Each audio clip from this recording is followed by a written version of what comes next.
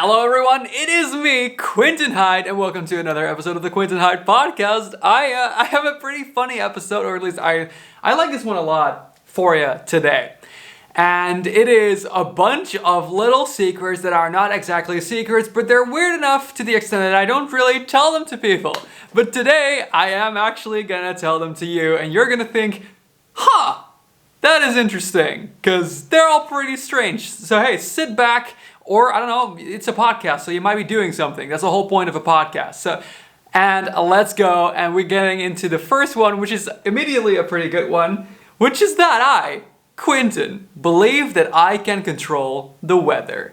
I know you're probably like, excuse me? And I really hope you had that reaction, because that to me is like the funniest thing. I was actually over at a friend's house yesterday, and it was raining, and her boyfriend was also there. And I was just like, oh, I'll just make it like stop raining. Because she's aware that I believe that I can influence the weather. And he's just like, how exactly are you going to do that? And she just goes, yeah, he thinks he can control the weather. And he just looks at me and he goes, and you're serious about that? I'm like, uh-huh.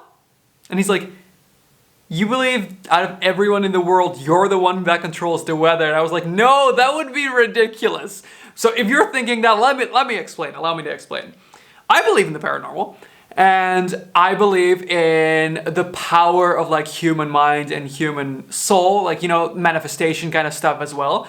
And I believe that I have the ability to influence the weather around me in my area if I choose to do so. But it's not always like 100% because it's like hard and everything. And now you're thinking like, where the hell does this come from? I'll explain.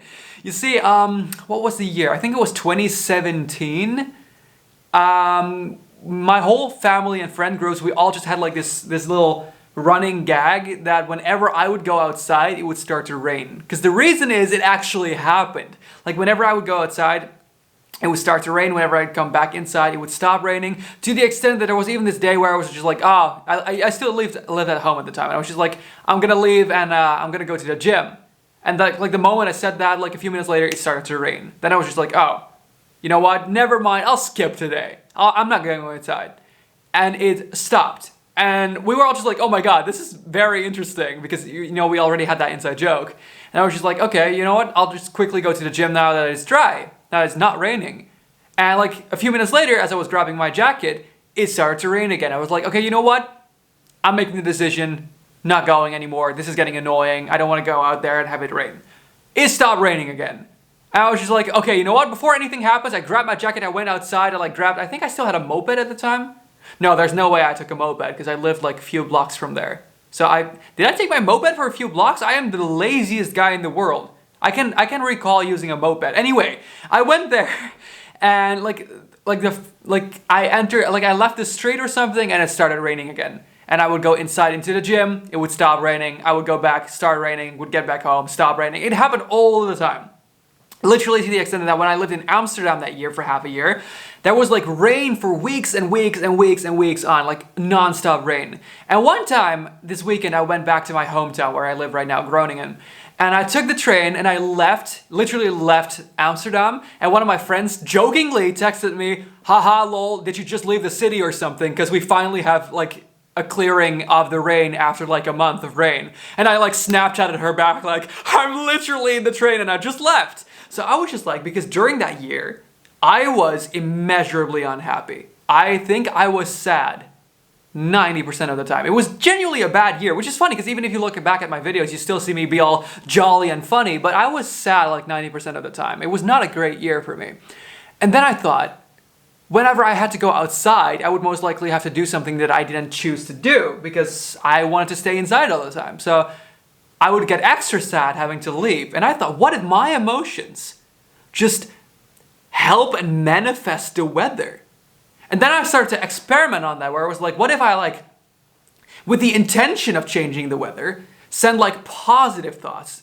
And positive thoughts are not necessarily to me like your definition of good weather, because what most people think is good weather is like warm and sunny, which I despise. What I do like though is no wind and no rain. And I was just like, whenever I had like this thing where whenever I tried that, I felt like it would clear up the rain And whenever I would send my sad thoughts into the sky, like rain would happen. And if I were to have like a lot of rumble in my mind, there would be a lot of wind. Now, obviously, as an agnostic person, I can never tell you that this is 100% the truth, because there is no 100%. Like, I believe 100% doesn't exist.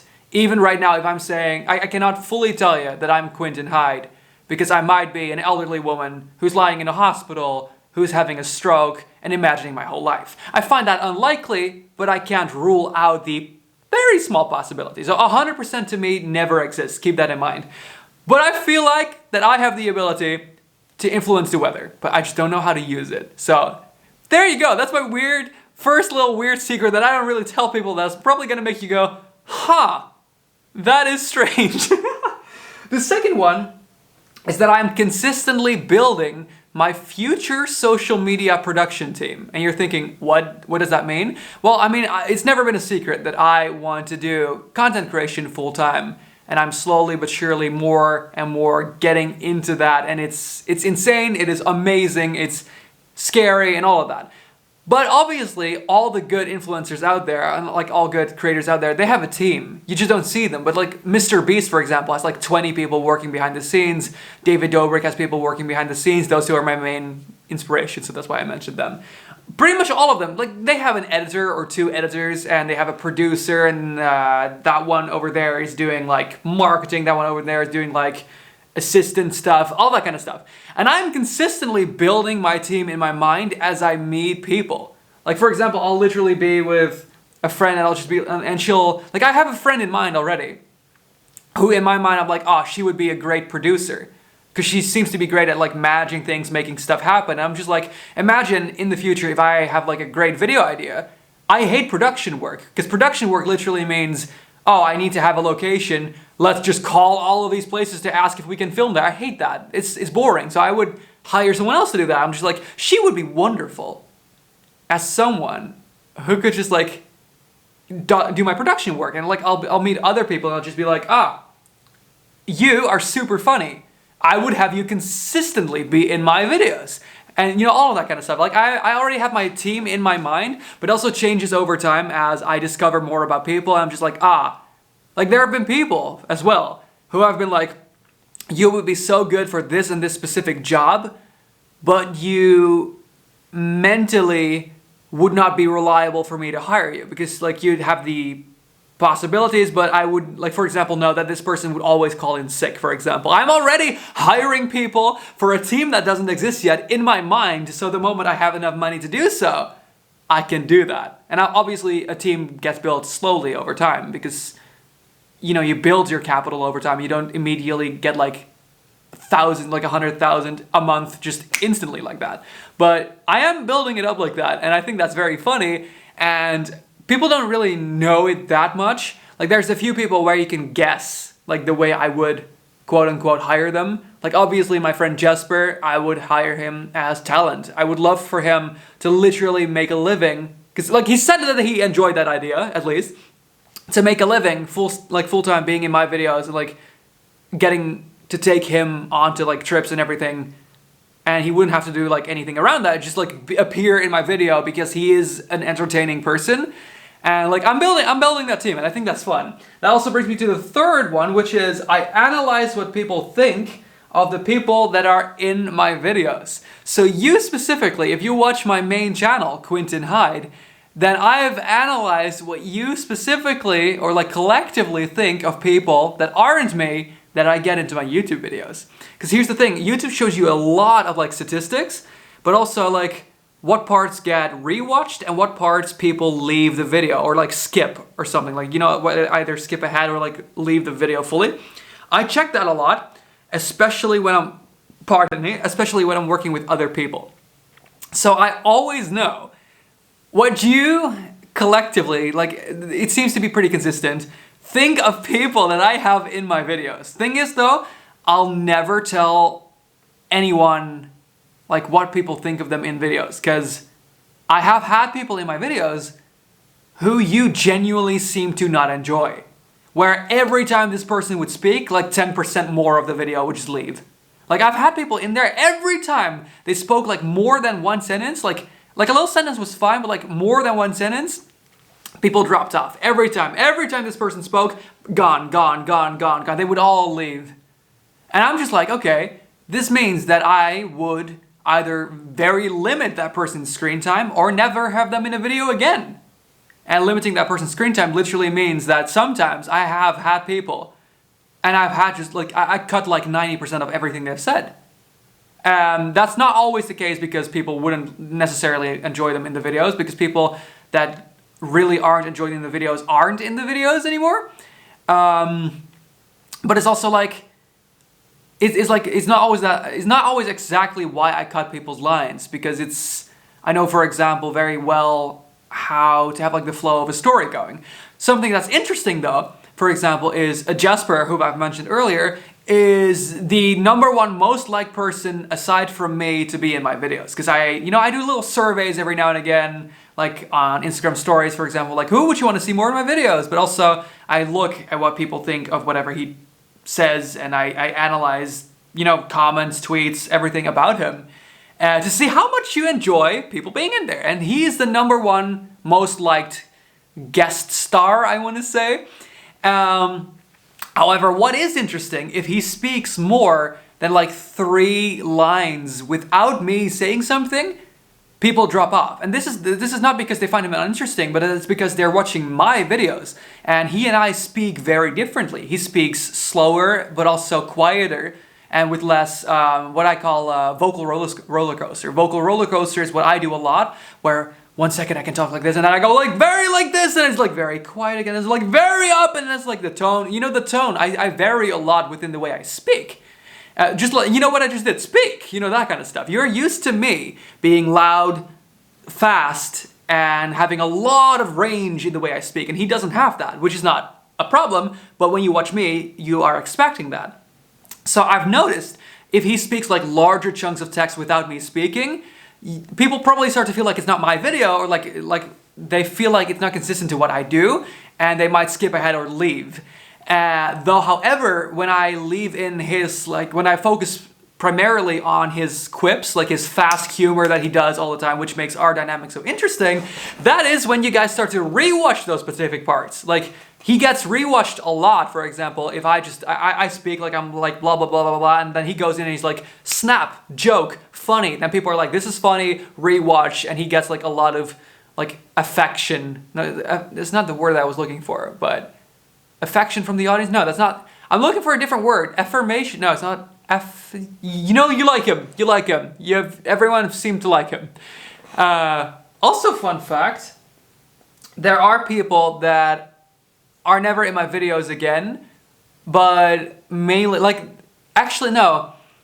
Yeah, no, there's literally only one person who I've said they can never appear in my videos again, but that's because this individual said very, very unsavory things on their own personal platform, to the extent that I literally was like, I personally cannot stand for this. And I can also, if I have this person on ever again, not only will the entire content creation community start to dislike me, here in the Netherlands at least, but also just it would hurt my brand, but also without, it's hard to explain without telling everyone what this person said. But let's just say you would not enjoy knowing what this person has said publicly about people. It's very, very disrespectful. And then I was like, yeah, you know what? While this person was actually relatively liked in the videos, I'm just like, yeah, we're not doing that again. That feels bad to me personally, but also to my online brand, which, is pretty much, it is me. I am my own online brand. I'm not like a different person in real life. So it's like a merger. So it would if it feels bad to me, it feels bad to the brand, pretty much always. Next up, because I've spent way too much time on this one, I have blocked the Dutch word for cheese in my TikTok comments and in all of my comments on every platform. And you're like, what? Why? Because here's the thing. There's a lot of younger Dutch people, like kids. Usually they are under 13, so they would be outliers in my target audience, which is fine because I have a lot of outliers and I love the outliers very much. But these kids, for some reason, think that random is funny. Let me tell you right now, like I'm not a professional comedian, obviously, but comedy tip, random is not funny. Absurdism can be funny. Random is never funny. And the difference is literally like, absurdism is, for example, there's this one episode of South Park, I very much enjoy South Park, where there's a boy band, and people are like shocked, and they're like, wait, oh my god, they're not the boy band, they are, and then like their skin shreds open, and out jump like these large crabs, and they're like, they're crab people.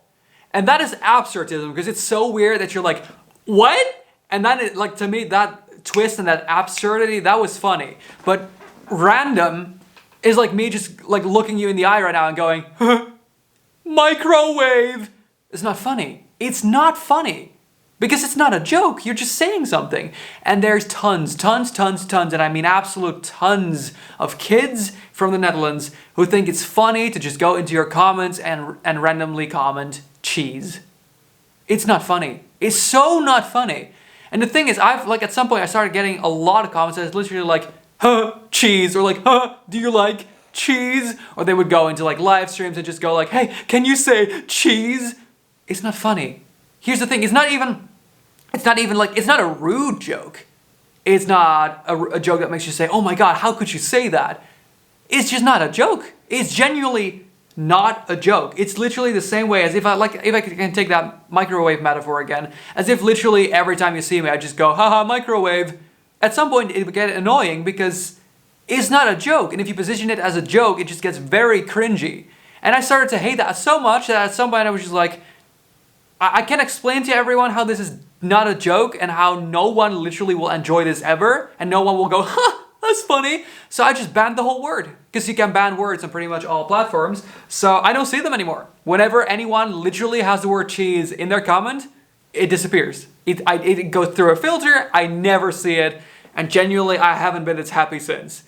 I mean, that was the wrong sentence, by the way. that didn't make any sense what I just said, but I like it. It's just, it's unfunny, so it's been banned. And that's a funny little not really secret that I've never told. Then lastly, I do a lot of spiritual things, such as magic, tarot, life regression, life regression meditation, etc. I believe in the paranormal. Like I said, agnostic, never 100%, etc., etc. Don't really have to go into that again, I think. But I really like that kind of stuff. I have tarot cards. I do tarot readings sometimes. I did live regression meditation a few days back. And I think that could be a whole other podcast episode, because I'm willing to tell you pretty much everything that happened. Live regression meditation is literally the idea of meditating and self-hypnosis to the extent that you go back to your previous lives. When you talk about like, oh my god, I was going to say, what's it called? Reincarnation. I was going to say regeneration, but that's not it. Reincarnation, you know, that basically means that every time you die, you get like reborn in a new life. And that meditation should allow you to see glimpses of previous lives. And I went into that pretty skeptically, because it was like, a lot of people on TikTok were doing it. I'm like, I love TikTok, please TikTok, praise TikTok. But I was just like, I don't trust trends off of there to be realistic. But then I did it, and some really crazy information and stuff started to happen. I started to like see things, hear things. Like I had like full on visions. It was insane. So it really shifted my mind to that extent. And I feel like, because I saw like 5 or 6 different visuals or like visualizations, I could make a whole podcast episode just telling you those, and I think it'd be very interesting to do so. Also, I believe in magic. I do, however, I believe in a lot of paranormal things, but I'm a very skeptic believer. What that, for example, means is I definitely believe in ghosts, but I believe 99.9% of ghost sightings aren't real. Because people who believe in ghosts, they see them everywhere. It's like, oh, I believe in ghosts, and then something falls over there, and they're like, oh, ghost, haunted. And it's just like, no. Most likely, that was not anything that was haunted, and that's the way I usually go about it. So the same way with like, I'm very fascinated by seeing people do witchcraft. I like the whole Wicca thing, or like witchcraft outside of Wiccan, or like chaos magic, all of that. I researched that. I think it's really cool. I do, however, think that a lot of people don't necessarily practice or like they practice magic, but I don't necessarily think that their actions have the desired effect that they want to. Because I often see this kind of stuff where they're like, yeah, I did this spell, and within, like, this is an actual example, by the way. Within now and 10 years, this specific person will get hurt in this specific way. I've had someone tell me that. And I'm just like, within 10 years increases the odds of that happening just randomly, significantly. So here's the thing, it might work, absolutely, but I'm a skeptic believer. So I'm always a little bit like, I'm never going to be like, oh yeah, that is 100% going to be the case. Which is funny because people who believe in magic, they're like, it only works if you believe in it 100%.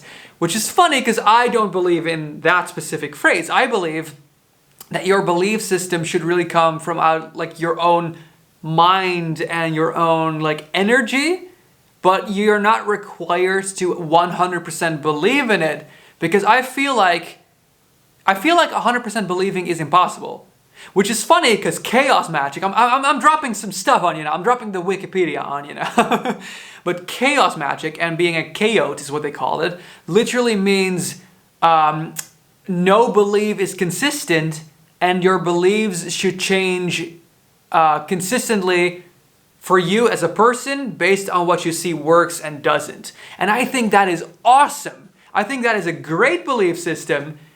To just really go like, yeah, whenever I see it works for me, I believe that. Whenever I see that doesn't really do anything, I won't believe it, but I'll always have like an open enough mind to start believing something that I haven't believed yet, or to stop believing into something that I believed in when I'm presented with new evidence or information that works for me. I think that is awesome.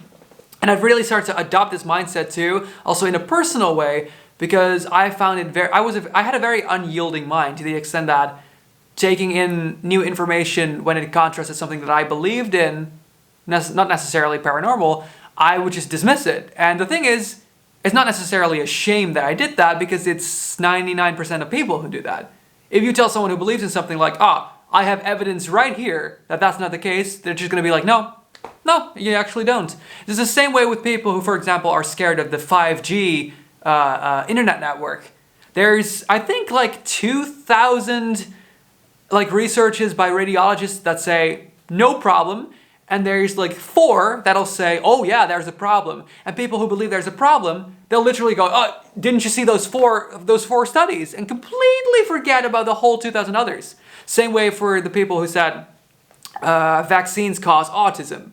There was one dude who said that that was the case, and thousands who said that was not the case. As a matter of fact, the guy who said that was the case, his whole research was like flawed and like wrong, and he also lost like his whole license. He lost his entire psychology license. Was he a psychologist? Well, he had a license. He lost that completely, got completely shunned out of the whole community because he was just so wrong about it. But people who right now still believe in that, they're like, yeah, you see, he said that.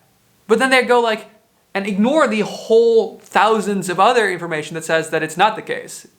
And a lot of people do this, and I know that it's a human trait to do so, and it's tremendously difficult to overcome that. And I'm definitely not there yet. I'm consistently trying to have like an open enough mind that whenever I get presented with new information, even though it contrasts what I believed in, if it's like actual strong information, because I will of course analyze it. Like, it's not like someone will send me like one freaking blogspot page or something. I'm just like, oh, got it, believe that fully now. Obviously, I'm going to look at where the information comes from, who said it, was there any actual research, and then I can look for myself and see and analyze whether or not that is going to change my belief system. And I'm actually very proud of myself for being able to do this, because a few years ago, like, heck, the beginning of this year, I would not have been able to do so. And I think it's a good personal growth, and I have no idea how we started talking about this in the haha funny secret episode.